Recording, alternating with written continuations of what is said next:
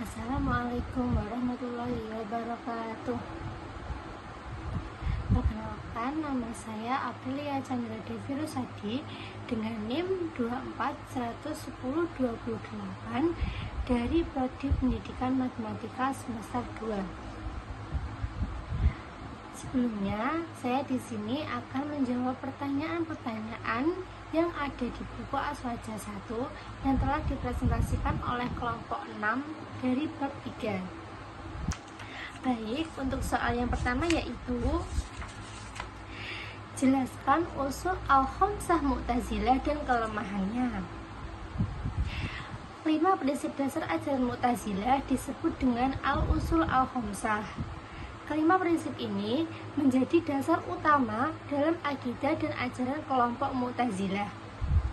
Orang yang meyakini kelima prinsip tersebut, menurut pendapat kelompok ini, dikatakan sebagai seseorang pengikut Mu'tazilah sejati. Menurut Mu'tazilah, orang yang tidak sependapat dengan mereka dalam masalah tauhid dikategorikan sebagai orang musyrik. Sedang orang yang tidak sependapat dengan mereka dalam masalah sifat-sifat Allah dianggap sebagai musyabih atau orang yang menyerupakan Allah dengan makhluk. Sedangkan orang yang tidak sependapat dalam masalah al-wa'du wa al-wa'id dianggap sebagai orang murji'ah. Berikut penjelasan mengenai akidah dan ajaran Mu'tazilah. Yang pertama, tauhid. Tauhid menurut Mu'tazilah di sini adalah penafian terhadap sifat ma'ani Allah, kudrah, iradah, ilmun, hayat, sama, basar, dan kalam. Bukan menafikan seluruh sifat Allah seperti nafsiyah atau salbiyah. Sifat ma'ani adalah sifat yang wujudnya nyata. Oleh karena itu, sifat ma'ani ini mempunyai wujud nyata, maka mereka menafikannya. Sebab apabila sifat ini tidak dinafikan, maka akan timbul ta'adud al-qudama atau banyak perkara qadim, yaitu zat Allah, kudrah, iradah, ilmu, hayat, sama, basar, dan kalam. Menurut mereka, apabila orang Nasrani bisa kafir sebab meyakini 3 qadim, Allah, Isa, dan Maryam, maka orang yang meyakini wujudnya sifat ma'ani lebih kafir daripada mereka. Sebab menetapkan perkara qadim yang lebih banyak. Untuk menghindari hal ini, mereka menafikan sifat. Ada juga sekte mereka yang menetapkan sifat akan tetapi dengan pemahaman bahwa sifat adalah esensi dari zat, sehingga tidak menimbulkan ta'alud al-qudama. Menurut Ahlus Sunnah wal Jamaah, sifat Allah bukanlah eksistensi dari zatnya, sebagaimana pemahaman Mu'tazilah. Sebab begitu banyak dalil yang menjelaskan Allah mempunyai sifat dan sifat zat, dan sifat adalah hal yang berbeda. Sifat juga bukan pula selain zat yang dapat terpisah dari zat, sebagaimana keyakinan orang-orang Nasrani. Sebab begitu banyak dalil yang menjelaskan kekafiran orang Nasrani. Yang kedua, ada prinsip adlu. Dalam pandangan Mu'tazilah, Allah tidak menyukai kerusakan, tidak menciptakan perbuatan hamba, af'al alal ibad, namun mereka melakukan apa yang mereka perintahkan dan meninggalkan apa yang mereka larang sendiri.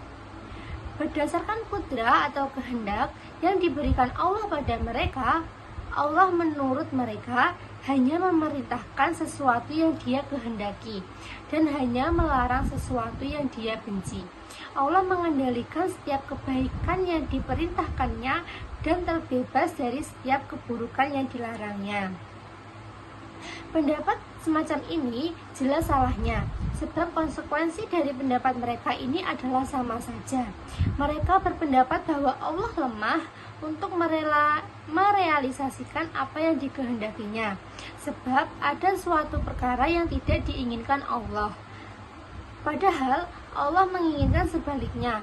Hal ini sama saja dengan mengatakan bahwa Allah bersifat lemah.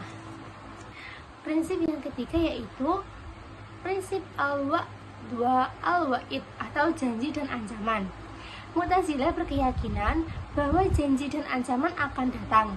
janji Allah untuk memberikan pahala pasti terjadi. Demikian pula sebaliknya, ancaman Allah untuk memberikan siksa juga bakal terjadi. Sebagaimana janji Allah untuk menerima taubat nasuha juga akan terjadi. Orang yang berbuat dosa besar tidak akan diampuni kecuali dengan bertaubat.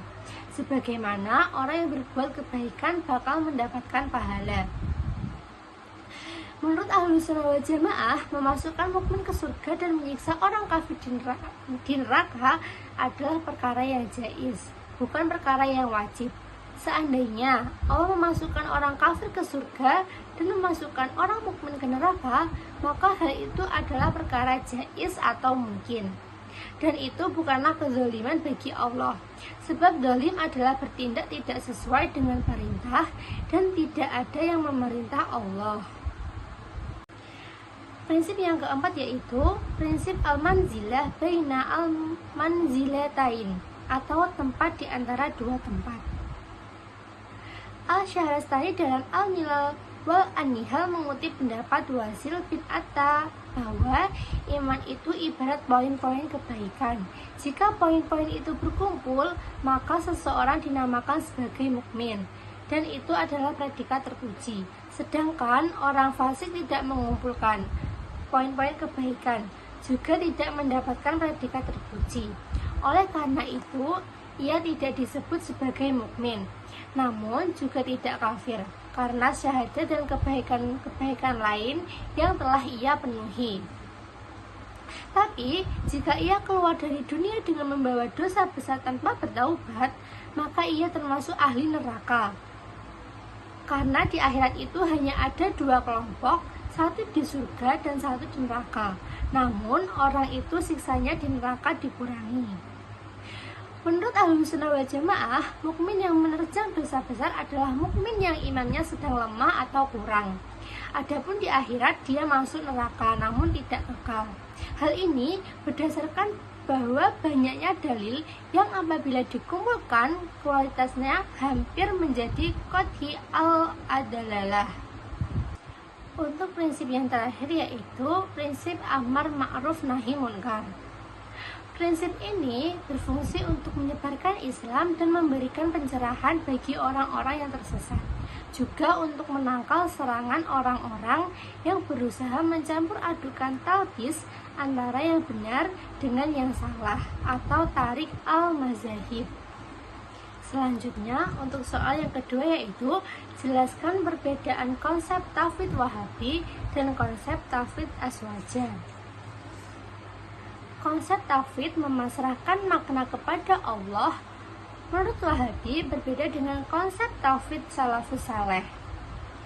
Tauhid menurut Wahabi yaitu Wahabi tetap memaknai lafaz secara zahir terlebih dahulu, lalu setelah itu baru mentauhid atau menyerahkan bagaimana bentuk atau realisasi makna tersebut kepada Allah.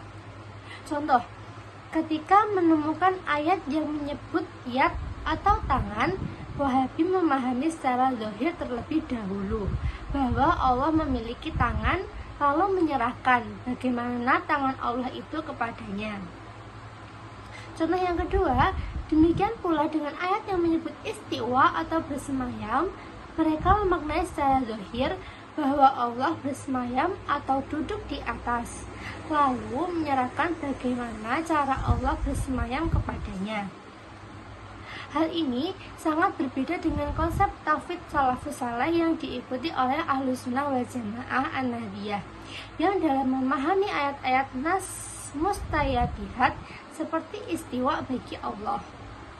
Para salafus saleh mentauhid atau memasrahkan maknanya lafal istiwa tanpa mengartikannya terlebih dahulu ke dalam makna bahasa atau istakara atau bersemayam. Salafus saleh yang berpendapat yang jelas makna zahirnya lafal istiwa tidak dikehendaki. Lalu, apa makna istiwa? Mereka menjawab, kami beriman kepada Allah dan kepada apa? Yakni ayat-ayat mustayabihat yang Allah turunkan. Dengan memasrahkan maknanya sesuai kehendak Allah, tanpa kami bayangkan bagaimana caranya, seperti apakah ia, dan tanpa kami katakan bahwa ia tidak bermakna sama sekali. Untuk soal yang ketiga yaitu, jelaskan konsekuensi dari mengkafirkan muslim dan mengapa para ulama sangat berhati-hati dan tidak serampangan dalam hal ini. Wahabi mengkafirkan orang lain yang tidak sepaham dengan mereka. Hal ini sebagaimana apa yang disampaikan oleh Syekh Sulaiman, kakak kandung Muhammad bin Abdul Al-Wahhab dalam kitabnya Al-Sawa'iq Al-Ilahiyah. Mengkafirkan seseorang adalah sama saja dengan melabelkan kehalalan darah orang yang dikafirkan, keharaman mensolati, keharaman menikahi, keharaman menguburkannya ke dalam kuburan kaum muslimin, dan menghukuminya kekal di neraka. Karena beratnya konsekuensi tersebut, para ulama ahli sunnah wal jamaah sangat berhati-hati dalam mengeluarkan vonis takfir. Mereka tidak gegabah atau serampangan, sebab kesalahan dalam hal ini dapat berdampak sangat besar bagi individu yang dituduh serta bagi komunitas muslim secara umum. Oleh sebab itu, masalah takfir ini dibahas secara panjang lebar dalam literatur Islam dan tidak boleh dilakukan tanpa dalil yang jelas dan otoritas ilmiah yang sah. Untuk soal yang terakhir yaitu, jelaskan kelemahan konsep tauhid Wahabi yang membagi tauhid menjadi 3. Wahabi membagi tauhid menjadi 3 bagian yaitu tauhid rububiyah, tauhid uluhiyah, dan tauhid asma wal sifat. Namun, pembagian tauhid seperti ini tidak ada di zaman Nabi, sahabat, tabi'in, dan tabi'il al-tabi'in. Demikian jawaban yang dapat saya sampaikan. Jika ada salah kata dalam pengucapan, saya mohon yang sebesar-besarnya. Saya akhiri. Wassalamualaikum warahmatullahi wabarakatuh.